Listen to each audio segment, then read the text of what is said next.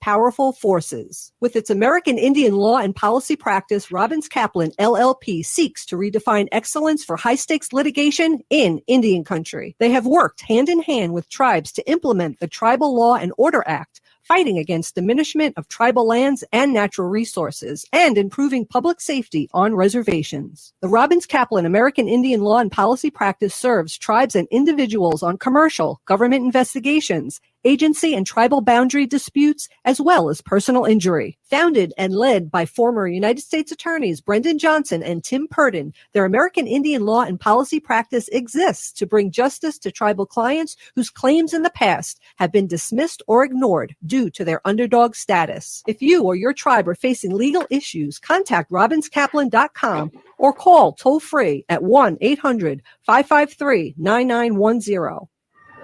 What is this? It's a vaccine, Batman. What does it do? It protects you from viruses.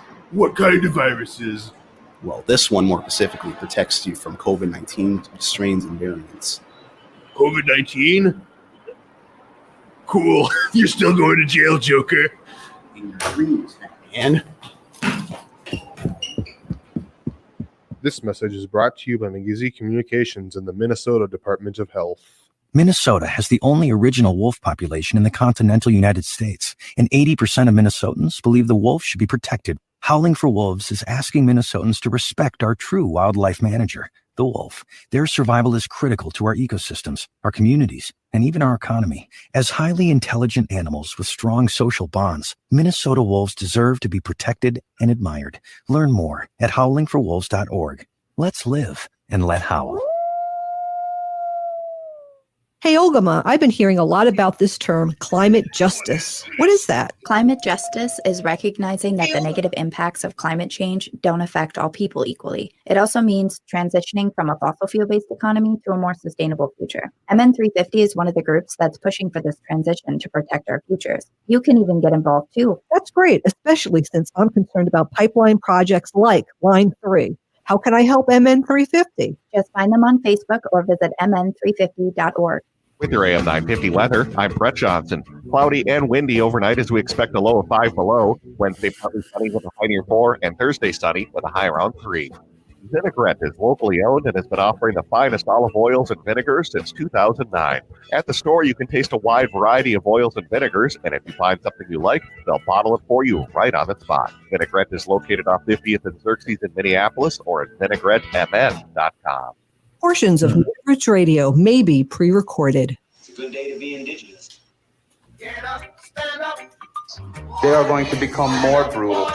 Cody Cook. Because all the hippies were trying to be Indians anyway. They're going to become more regressive because it's a matter of dollars and their illusionary concepts of power. Hey, Victor. We must live in balance with the earth. And also with recent happenings that wounded me. I am awake. Welcome to Native Roots Radio presents I'm Awake, and I'm your host, Wakanja Hade. Hey, Kadagita, all my friends and relatives in 4 directions. You are listening to Native Roots Radio presents I'm Awake.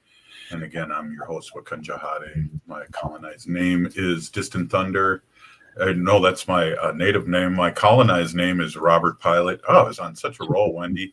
And my taxpayer name is Robert Pilot. We discuss Native news and events. And as you know, Wendy, Native issues are human issues and human issues are Native issues. This portion of the show is brought to you by Alliance Energy, powering beyond.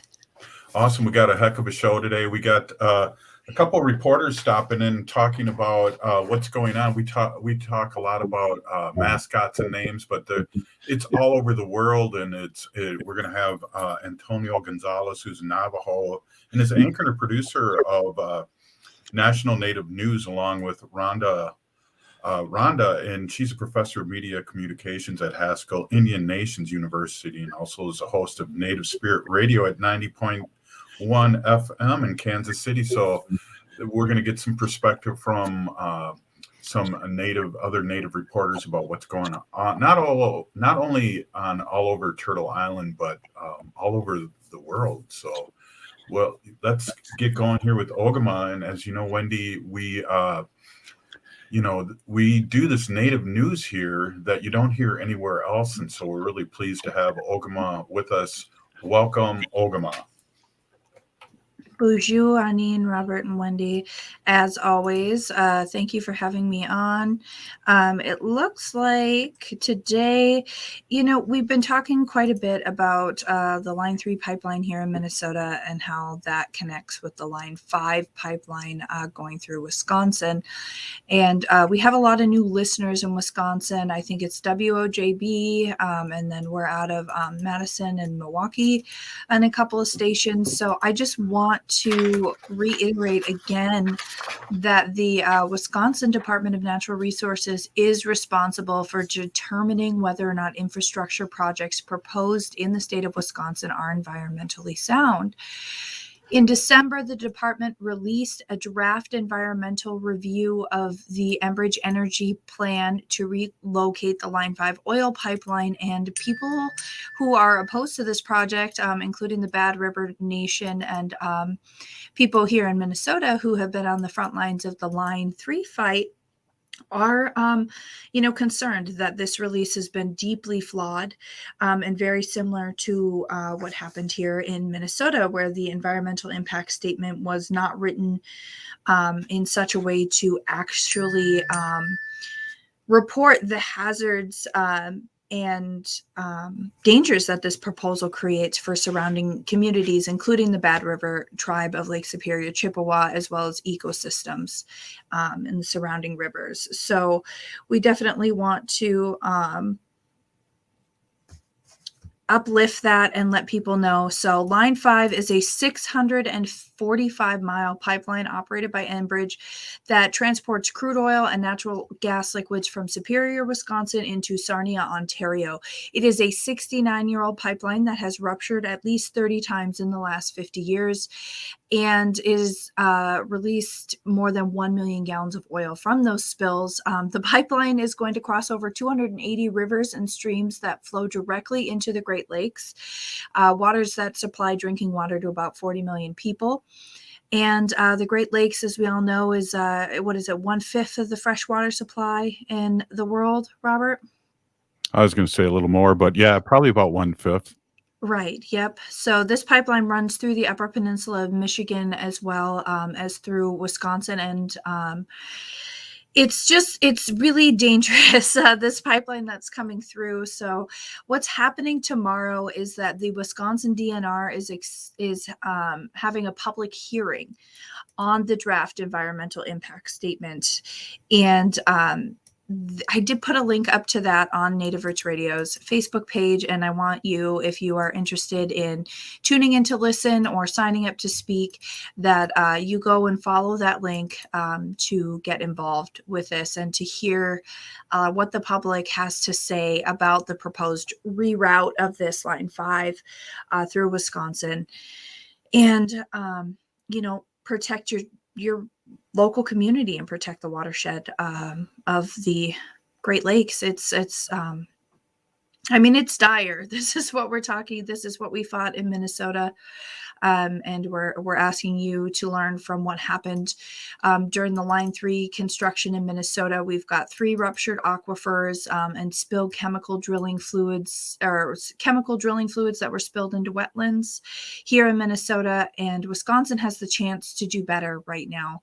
And this draft environmental impact statement is and the public comment for it is a way for you to say Wisconsin could do better. So again, tomorrow at 4 p.m., the Wisconsin DNR will be having the Line 5 environmental impact statement comments. It is a Zoom webinar that I posted the link for, but you can find it on the Sierra Club of Wisconsin or the Wisconsin DNR website. And they will accept written comments through Friday, March 4th, 2022. So you can still send in written comments, and I will post that information as well. And then You know, Robert, we talk about Enbridge Energy a lot on this show, but Enbridge Energy is not just expanding into Wisconsin right now. At the end of January, the Karankawa-Kadla tribe and 400 allies also protested against Enbridge and their terminal expansion at the Corpus Christi outside the Bank of America in Austin, Texas. There is an active lawsuit against Enbridge in Canada with the Karankawa-Kadla tribe, and allies to stop the development of the terminal because the terminal is planned to be constructed in ancestral settlements of that tribe where thousands of artifacts remain and ceremony and prayer have continued for that tribe for the past 2,000 years. So this is something that is not new for Enbridge Energy to be attacking or specifically putting these pipelines through communities. And it's just, blowing my mind that we're talking about this here after Keystone XL and everything that happened with Keystone XL. They're still trying to put pipelines through native lands, still trying to build mines, still trying to do those things. What timber is another one that's coming through or has come through in the past. If it's not one thing, it's another, it seems. And this is just continually ongoing. I do want to give a shout out to Indian Country Today. They put out the news release from the Indigenous Environmental Network about the January 22nd protests from the Karankawa-Kadla tribe and their allies. And then also a shout out to earthjustice.org, who did a really wonderful article on the environmental review in Wisconsin for Line 5. And I've just covered just a few of the top things on that, but I want people to know that those articles and more information about this is not hard to come by, and we can definitely post that to our social media for people to come and get educated on and get involved. It's very going to, it's we got to get involved with these things to protect our waters and our communities all over the country. So make sure that you are aware of what's happening in your area and what you can do to make those things happen. It's gotta be working. Yeah, it's got to be working is right. Hey, just a quick shout out too that there was a shooting here in Minneapolis, school shooting. Our prayers and thoughts are out there for everyone. When will this insanity end? Also, quick shout out to Leonard Peltier, who has COVID. We are really shooting our prayers out, tobacco down and prayers up for Leonard. And so I'm excited. Up next here, we have Antonia Gonzales, who's anchor and producer of National Native News, along with Rhonda, who are going to be talking about mascots all over the world. We'll be right back. Stay with us.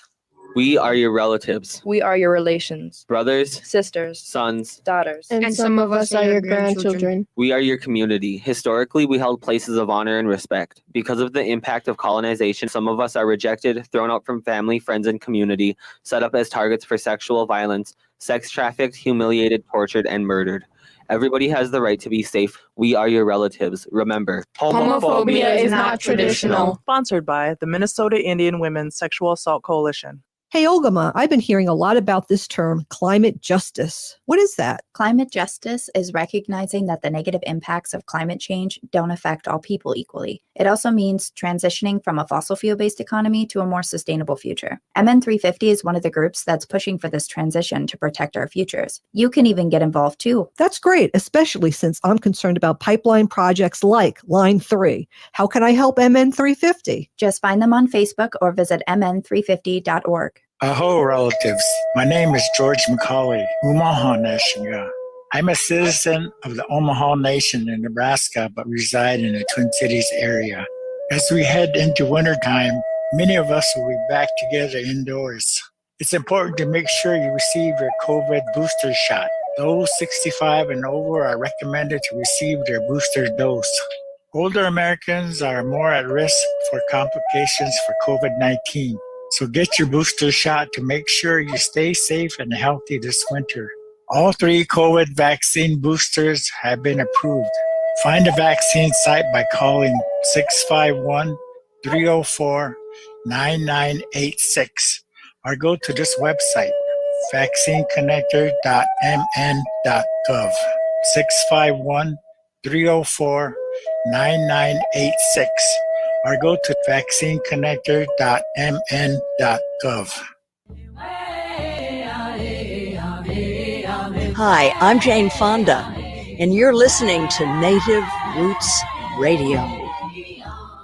And we're back to Native Roots Radio presents I'm Awake, and this is Robert Pilot. This portion of the show is brought to you by MN350, a grassroots organization fighting for climate justice. Well, I'm super stoked for this segment tonight, and we kind of have like a guest journalist here talking about mascots and worldwide mascots. So we're really excited, and I just want to hand this over to you right away, Ms. Gonzalez, and we'll get going. And why don't you introduce yourselves, and then just, hey, you know what? Take over my show. Let's go. Oh, you're muted right now. Let me unmute you here. There you go. Go ahead. All right. Hello, everyone. Good evening. I'm Antonia Gonzales, and I'm the anchor and producer of National Native News. I'm also a television correspondent, and I have another Native journalist here with me tonight, Rhonda Lavaldo. And Rhonda is currently in Lawrence, Kansas, and she's part of the group Not in Our Honor, which is stands outside in the cold every home game of the Kansas City football team. So Rhonda, please introduce yourself. Hear me? Oh, yeah. Okay. Hello, my name is Rhonda Lavaldo, and I'm one of the founders of Not in Our Honor. You can go to our website, it's notinourhonor.com. We've been doing this work since 2005, but there's been natives in the community, Kansas City community, that's been doing it longer than us, being out there and protesting as well. It isn't just a thing that's happened lately. That's a lot of people think that we're just doing it now. We've been doing it. There's other people who've been doing it. And we just want to make sure that Kansas City hears the Native voice and, knows that we do not appreciate the tomahawk chop that they do, or the arrowhead chop as they call it, or the name of their team, because it perpetuates so many stereotypes of Native people. And so last week, Rhonda and I were able to connect with the Leandra Neffen, who is a Omaha tribe living in the UK, and she's part of a group of Native people living in the UK, and they were part of a campaign to change the mascot and change the logo of the Exeter Rugby Club. And last week, the team officials announced that they were dropping the logo, which is an image of a Native American with a headdress, and they're going to rebrand the logo, and it's going to be a Celtic helmet dating back to a Celtic Iron Age tribe. And we did a triple interview last week, and if you have that queued up, maybe we can give a little bit of the backstory. Years ago, I was approached by the Exeter Chiefs for Change campaign. This was a campaign that was actually made up of fans of Exeter Chiefs. So Exeter Chiefs Rugby Club is actually located in the south of England. I live in the Midlands, so it was something that was a little bit on my radar in terms of the mascot, the branding, the imagery, and the logo. But they approached me and asked if I would be a part of this campaign that they were running to eliminate the branding, because they as fans were feeling uncomfortable with this. So I took it back to our group of UK natives, or natives who are living here in the UK, and Tony Perry and Stephanie Land. They were a couple of people who joined us along with a few other members. We actually got support from a few natives living in the United States as well. And we started to kind of campaign through various media outlets. And last year, I believe it was, that they made the decision to get rid of the mascot, which was the Big Chief mascot, which was a kind of a caricature cartoon figure dressed in a war bonnet, doing the tomahawk chop. And the fans would wear war bonnets, these kind of fake, brightly colored feather headdresses, banging a drum, doing the tomahawk chop chant. And so it's all very stereotypical type imagery. So last year they decided, okay, we'll get rid of the mascot, but we've consulted a few people and found that the rest of it is highly respectful and we're doing it to honor you. So that's where we kind of started to campaign even harder, and held discussions with investors and people behind the scenes, and we eventually were able to garner the support of National Congress of American Indians. We were doing media interviews to kind of highlight this issue, and it was really providing an opportunity to even educate on the relationships between Britain and the indigenous peoples or indigenous populations in North America. But at the same time, there was this kind of underbelly where a lot of people really did believe they were doing this to honor us. And it kind of highlighted that, I guess, colonial predatory mentality in terms of them deciding what was honorable to us. So we continued to campaign really hard. And leading up to, I guess, a long story short, where we are now, where we have successfully gotten an agreement to rebrand. So that was a group in the UK, some Native Americans that are working and living in the United Kingdom. Leandra lives in England, and there were also, she said, she mentioned a couple people who helped on that campaign to change the logo and change the mascot, a Chickasaw person and also Alaska Native person, and they were invited to join this group that was started by fans to do that. And as far as I know, that the team, the rugby club, is keeping their chief's name, but they have dropped the mascot and have an agreement to change the logo. Rhonda, I'm sure first tell us the connection between your group in Kansas City to this group in the UK, and also just your reaction listening to the words that she was saying. Yeah, so Tony Perry, one of the members, reached out to me to help them out as well last year when they started this campaign, and how fast it went, and the fact that they were able to do this so quickly. Like I was so amazed when I saw the rebranding unveiled Thursday. I was just really surprised and very happy for them, because I know they were enduring a lot of the the racism that comes with these types of issues and the threats that come with it. It has the same name as Kansas City football team, but we're for changing the full name, or getting away from the native imagery associated with it. But yeah, it was amazing what they did and the work they did. I know it's very tiring. It's not paid work either, so you're doing it on your extra time, and so just really happy to see them see their ideas taken in and have this rebrand done. And I think are we going to break here, Robert? We still have like 3 more minutes. Okay. One of the things that stuck out to me was just her words of colonial mentality and how colonizers, this thought of, we're going to tell you. Rhonda, what did you think? Yeah, it's crazy how, they probably thought there wasn't, and that's what she brought up, was that there's no more Native Americans, that we're all gone. And there is a lot of Native people living throughout Europe. I've been on several panels with them in England and London with them, talking about our movement and what we're trying to do. But yeah, it's funny because some people don't realize that we are there. We're part of that conversation. We're part of that community.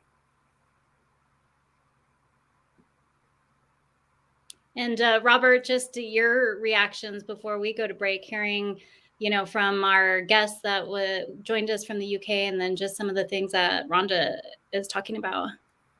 Well, it's really exciting to hear this because here in the Twin Cities, we've been fighting this, and just the passing of American Indian Movement co-founder Clyde Belcourt just recently, and he was able to see the Washington team, which we worked really hard on here in the Twin Cities, to change their name. But it also connecting the dots I believe a lot of it had to do with George Floyd murder here too, because all the advertisers started really perking up, and Nike and all those people stopped advertising for the Washington team, and it forced them into that. So, you know, we've been out, I've been at 10,000 people protest at the local stadiums here, and I really appreciate both you two bringing this to light.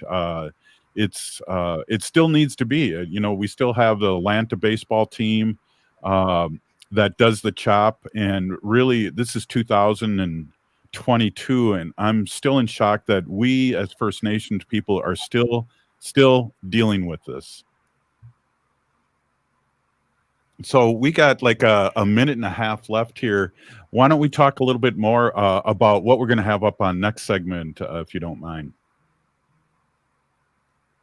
Yeah, so we're going to hear some more from our guest in the UK and Rhonda talking about just the racism that they're faced with and all the backlash, not only online, but a lot of these people who go to these demonstrations.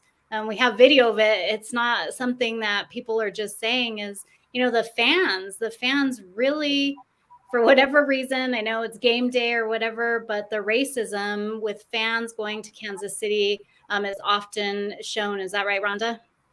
Yeah, it's everything that we have to deal with, the people, you know, talking to us, and no, not even just talking to us, yelling at us and cussing us out and telling us to go back home. And we're like, this is our home. So, you know, you have to deal with that stuff all the time. Well, we're going to come back and dig a little deeper and talk some more about this. I think one of the most disgusting things that I saw was the way they treat our young ones when they're there for these protests. You know, so we'll be right back. You're listening to Native Roots Radio presents I'm Awake. Stay with us.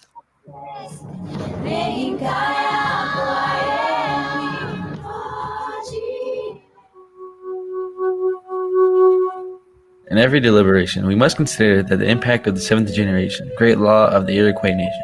When it comes to making important decisions, Indigenous people have always thought 7 generations ahead as a way to ensure our survival as people. Getting the COVID vaccine protects you and your family and future generations. Help protect the herd by getting vaccinated today. This message is brought to you by McGinsey Communications and Minnesota Department of Health.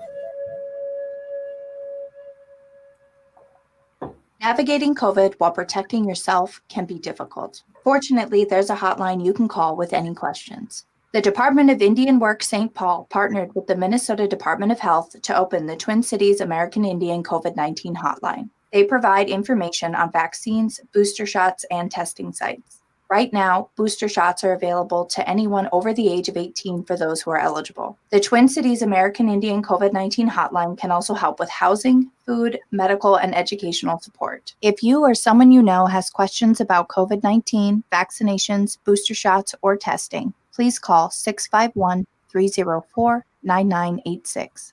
Again, the number is 651-304-9986. The Twin Cities American Indian COVID-19 hotline is open for calls Monday through Friday from 8 a.m. to 5 p.m. Call the Twin Cities American Indian COVID-19 hotline at 651-304-9986.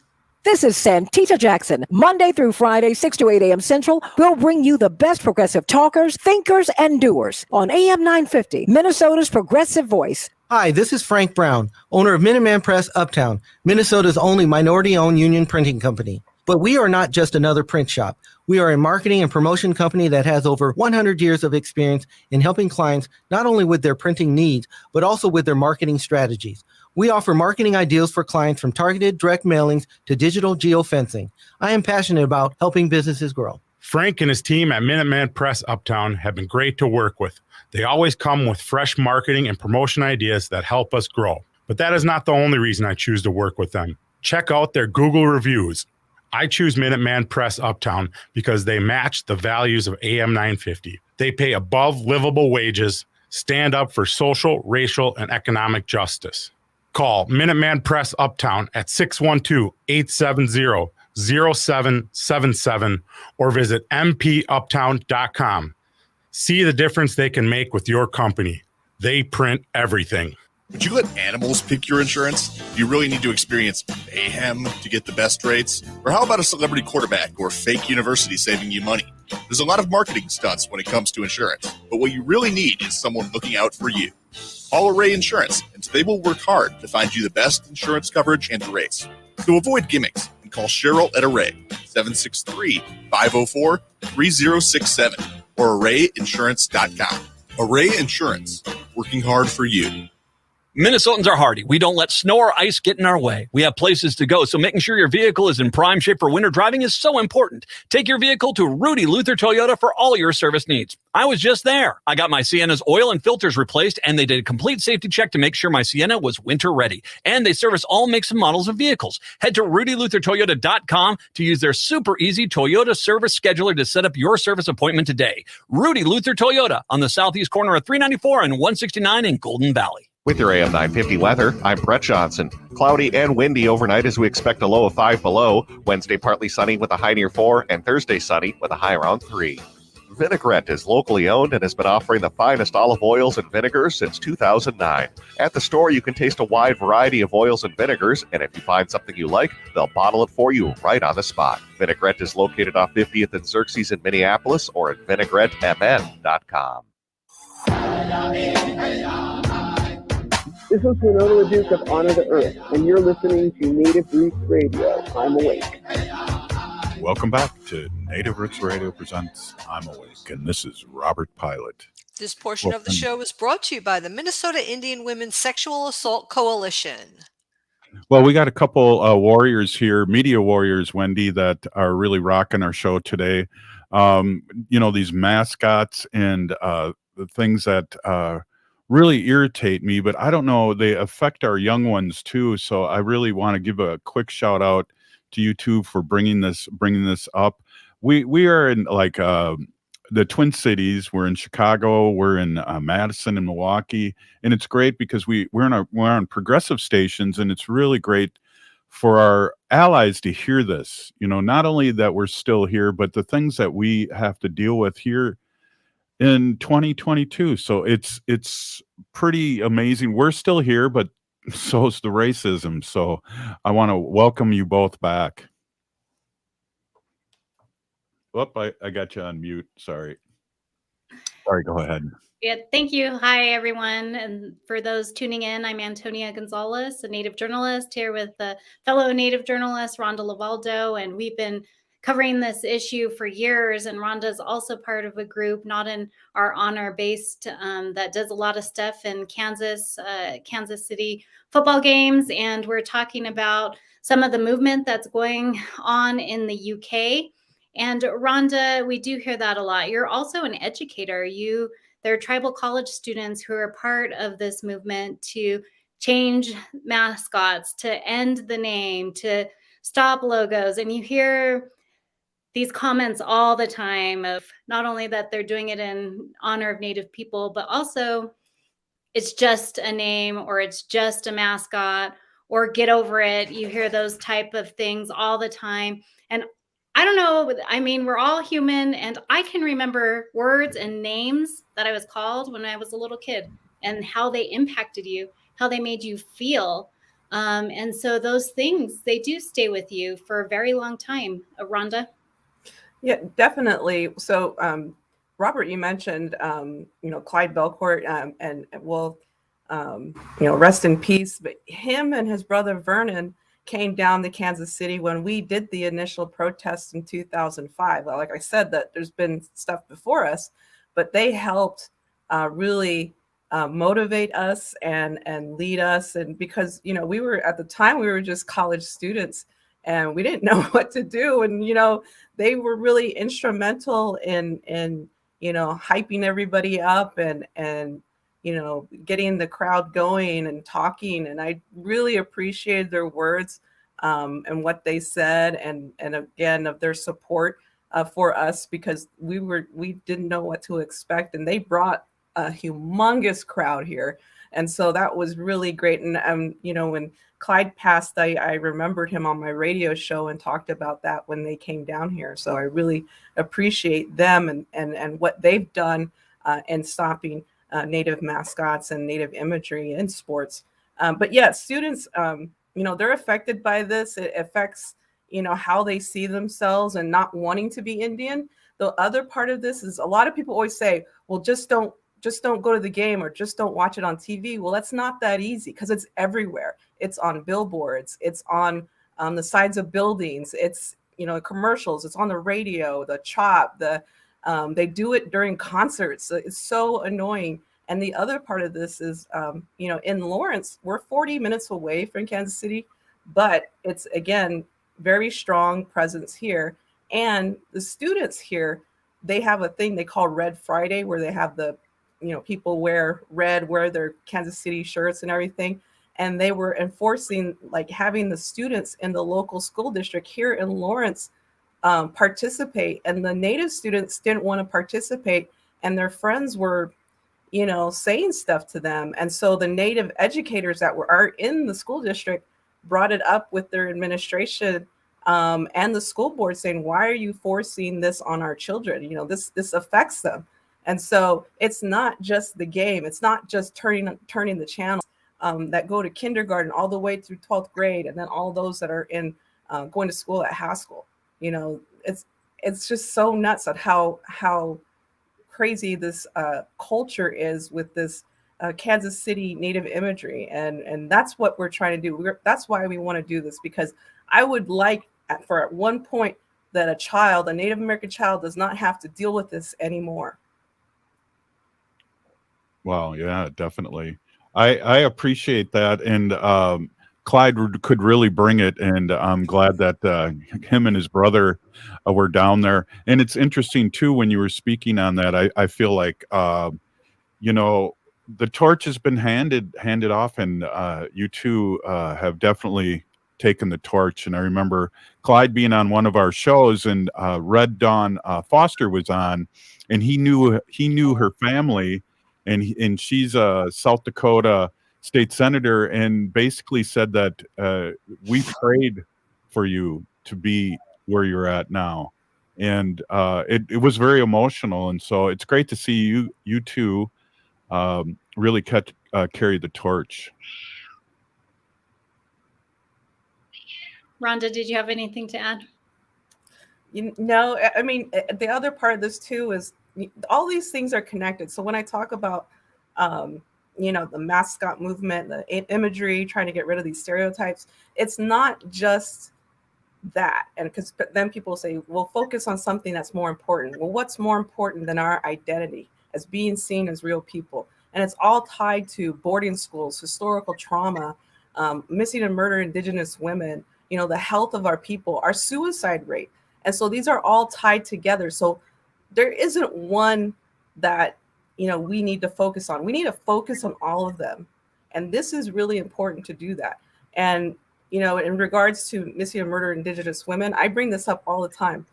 In 2005, there was a young Lakota girl who went missing, and her parents tried to get police involved, but they didn't. Her name was Lakota Renville.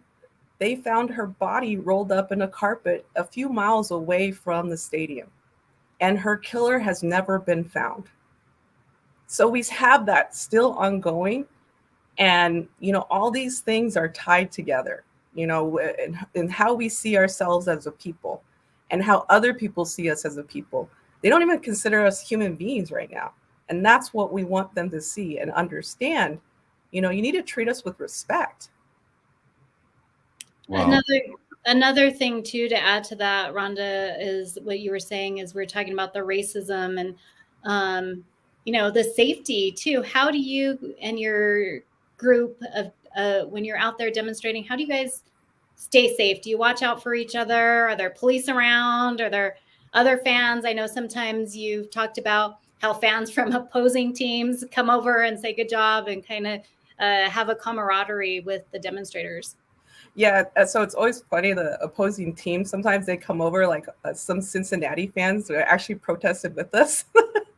And they were like, yes, change the name. But for the most part, we do have some gentlemen that go with us and stand with us. We have allies as well to make sure that, No one's going to get too close to us. And we do have fans, because people drink and they want to pregame it. And we actually do have police that are standing nearby as well. So I think we're pretty safe. The only concerns we have are safety in regards to crossing the street because it's a very busy area. But yeah, at this past Sunday, we had I don't know if you guys know who the Westboro Baptist Church is. They protest at military funerals, like really bad signs like God hates the F word. It's really bad. But they were there protesting near us, and the police made them leave, made them move away from us. So they went across the street, but one preacher came back and told us we needed to be saved and that, we needed to bring our lives to Jesus. And some of the people didn't take too kindly to that. So there was a little bit of arguing going on back and forth, but for the most part, our men that are there with us, they make sure to back us up.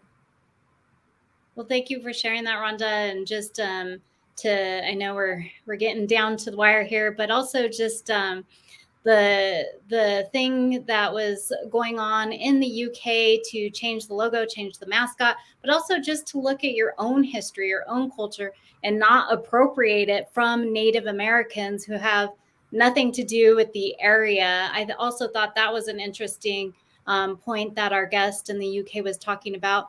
And looking at what's going on here, who's next on the list? And tomorrow there's going to be some news, Rhonda, with the Washington football team. Real quick, what are your thoughts on that?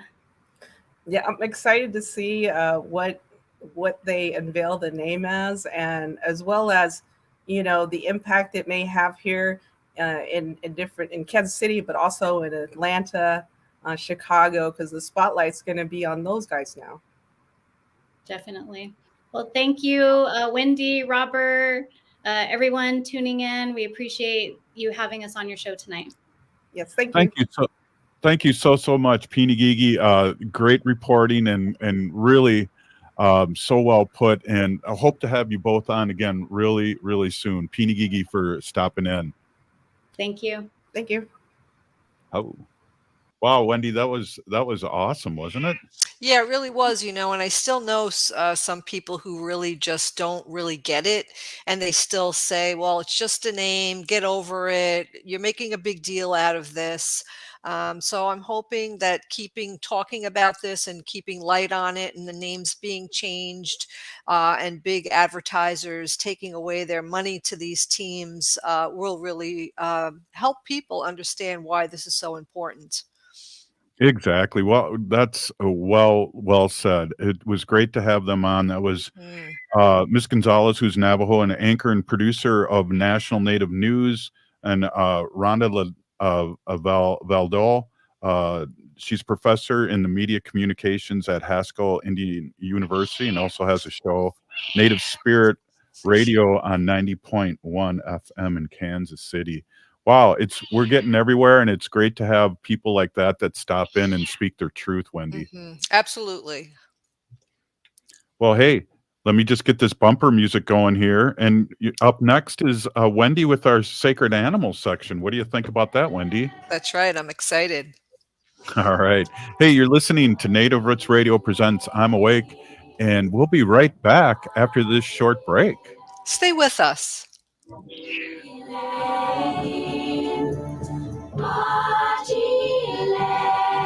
With Moni Ulusa Mampi Maya with Wajib Ajina Sayetai.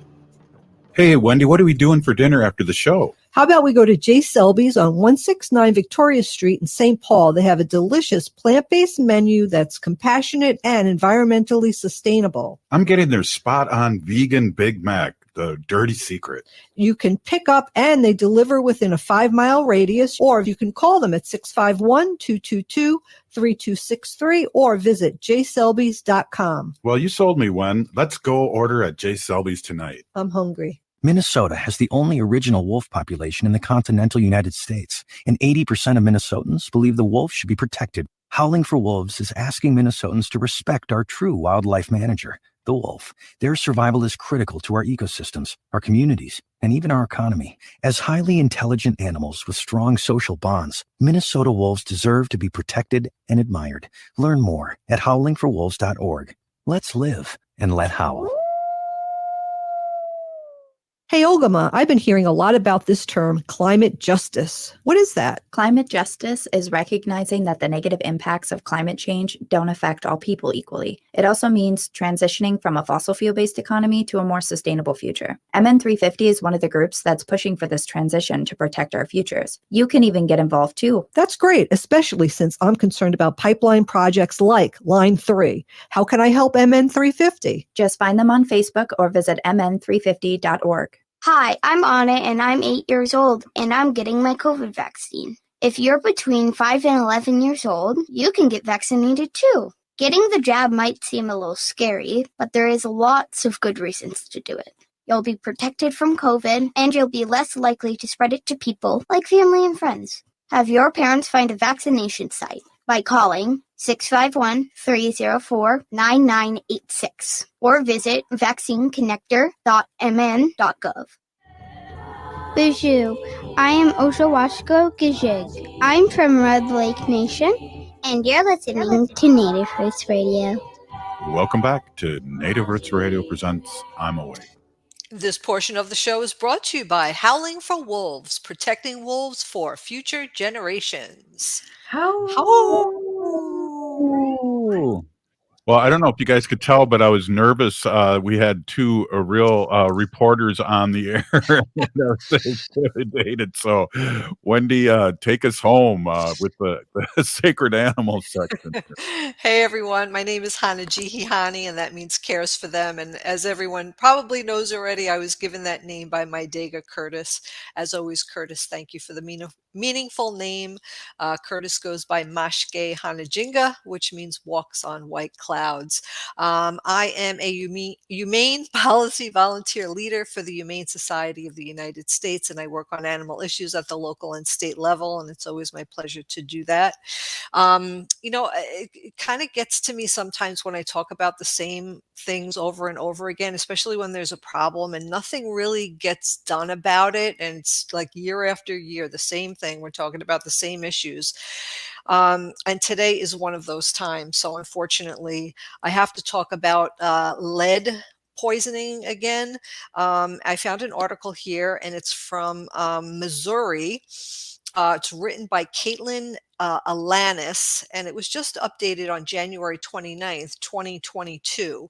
A bald eagle unable to fly was found in Missouri. Lead was in its blood, officials said. You could see there's also a picture of the eagle when it was found. It was found in the water. Luckily, the eagle was able to keep its beak out and was able to breathe. But this bald eagle was found unable to fly, officials say, and it's now being treated for lead poisoning. A bald eagle found unable to fly in Missouri has since been hospitalized as wildlife experts treat it for lead poisoning. Ozark Region Protection Captain Gerald Smith was called to help after a landowner found the bird and reported it could not fly, according to the post from the Missouri Department of Conservation. The eagle was safely captured, and officials say there were no signs of any injury preventing it from flying.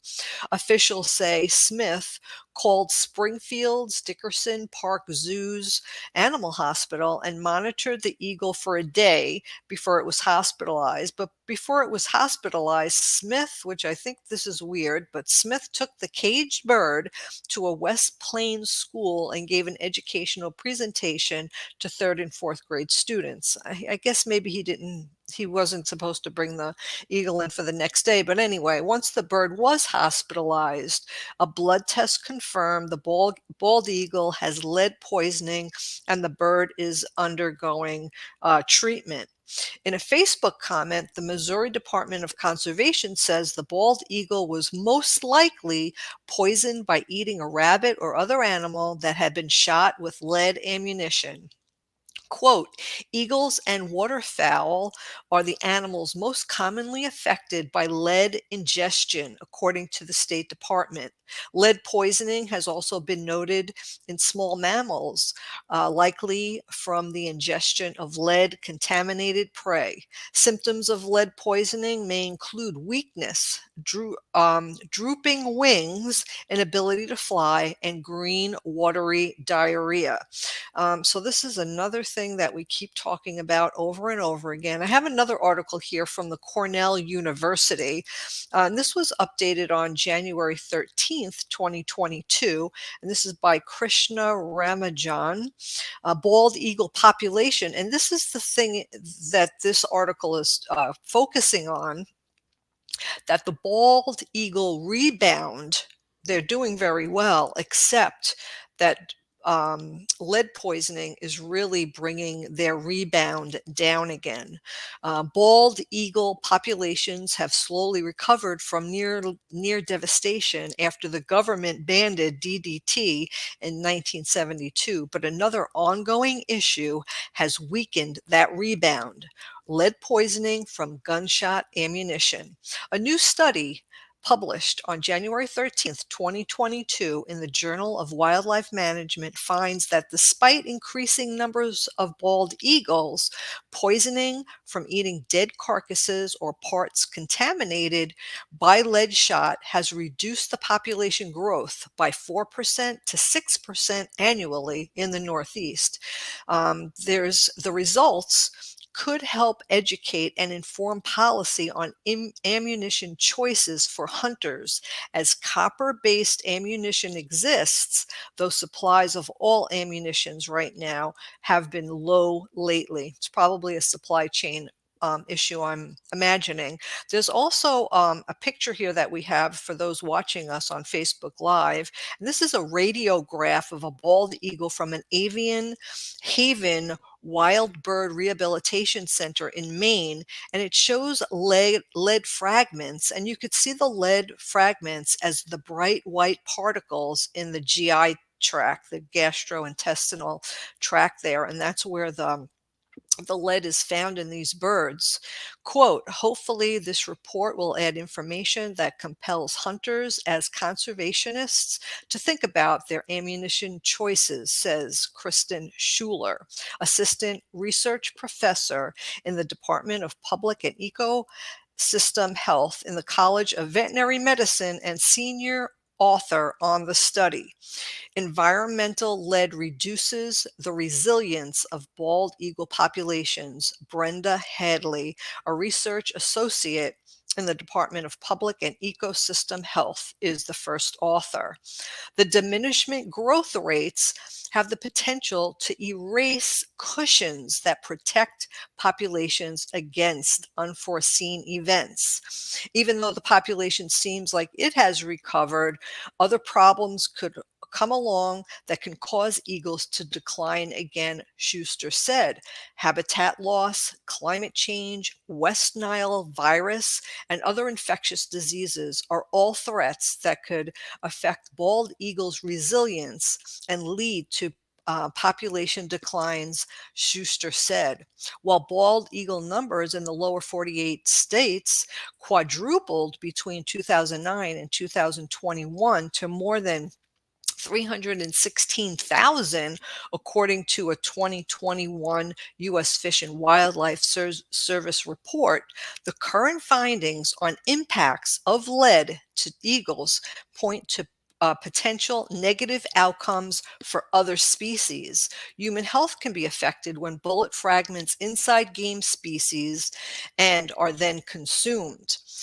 Many hunters field dress a deer they shot with lead ammunition, leaving contaminated organs where the animal fell.